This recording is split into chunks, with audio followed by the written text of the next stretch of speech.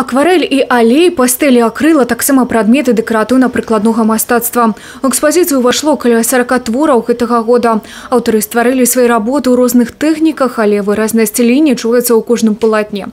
Адкрыццё вернісажа было запланавана інтэрактыўным і маштабным, аднак у сілу эпідсітуацыю гэтую частку прыйшлося адмяніць. Было принято решение, чтобы сделать такую выставку, немного людей развеселить, подарить немного улыбки, праздника. И мы готовили очень интересное мероприятие. Она должна была быть карнавальной. Мы работаем на массы. И у нас это причем получается хорошо.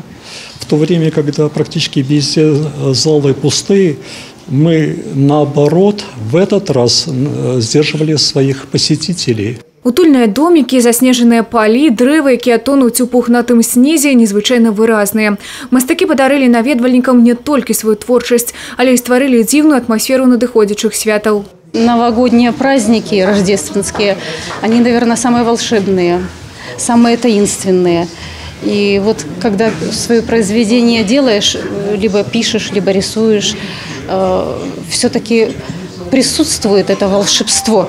Произведение вкладывала, как и все другие ремесленники и художники, свою душу, старалась порадовать зрителей. Зімовы этюд, чароўны вечар з Новым годам. Карціны даюць магчымасць адчуць унікальнасць і своеасаблівасць кожнага мастака.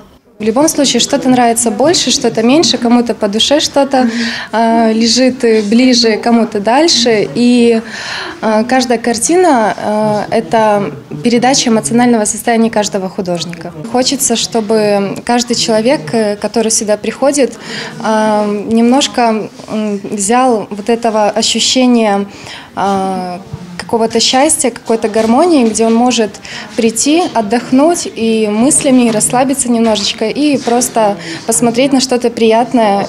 Свята – гэта не толькі дата ў календары, а і эмоцыі, якія таксама можна атрымаць ад успрымання мастацкіх работ. Юлія Селюк, Владимир Казакоў, тэлерадыёкампанія «Брэст».